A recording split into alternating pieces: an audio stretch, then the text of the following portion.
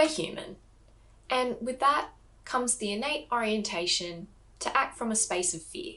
We're hardwired to survive, and that leads us to act in some pretty weird and wonderful ways. Most of the time, not at all reflective of the level of threat actually present.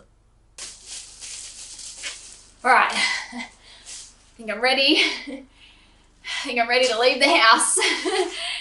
Never be too careful. It's lurking around those corners. While there are legit threats where the fear response is particularly handy,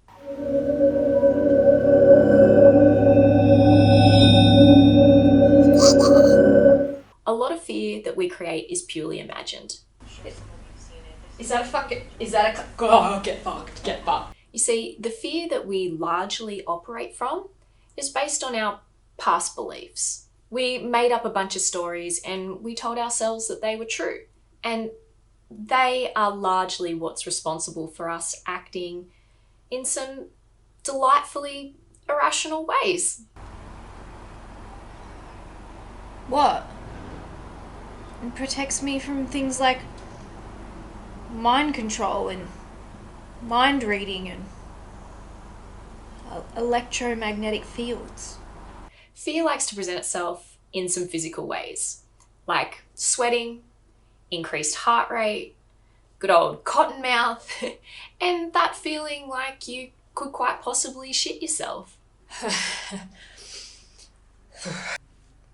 So, hot in here. A little.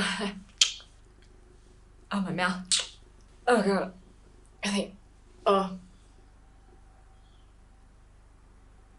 I think I might just shit myself.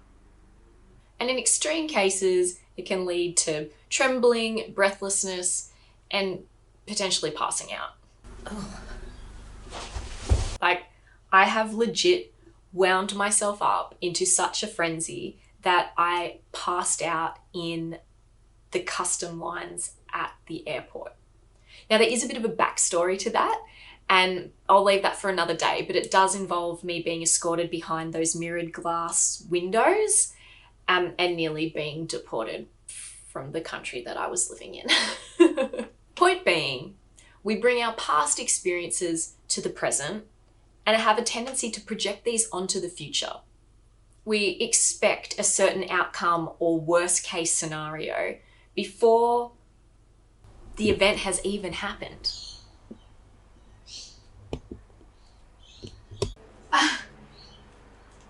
Is that peanut butter on toast? No, I can't eat that because this one time when I was 6, it got stuck on the roof of my mouth and I almost died. And it's this same fear response that actually stops us from going for what we would love. If we don't acknowledge it, fear pretty much becomes a dream squashing jerk. And because fear is uncomfortable to face, most of us will tend to avoid it. Kirsty, we would love for you to share your new research findings with the board of directors at the next meeting. So if you can come up with a 20-minute presentation, we would just be so thrilled. I have to babysit my niece that day. But we didn't even tell you what day it was. Yeah.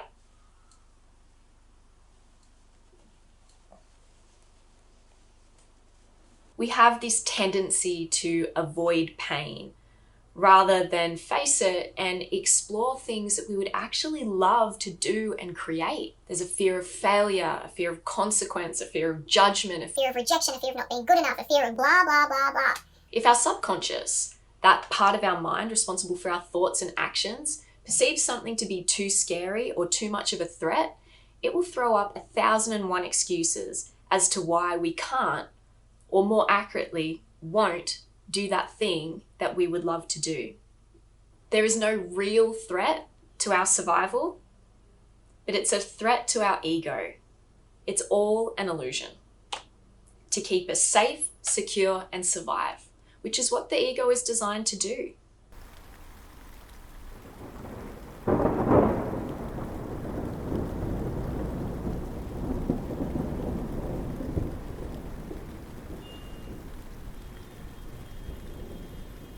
Yet that's limiting in nature. So what if someone criticizes us? So what if we lose a follower or 10? We're not actually going to die. We just don't like how it feels. It's painful. So we act from fear. We censor ourselves. We avoid certain situations. We be good boys and girls and do what we're told. And we don't challenge ourselves to create what we love. And we continually leave that dream that's waiting to be realized for somewhere off in the distant future. I'll do it tomorrow. I'll do it the next day. And that day never comes. Oh, yes, I remember back in 2020 when I was a young girl, I had big dreams of becoming a prodigy gymnast. I still could do it, maybe tomorrow.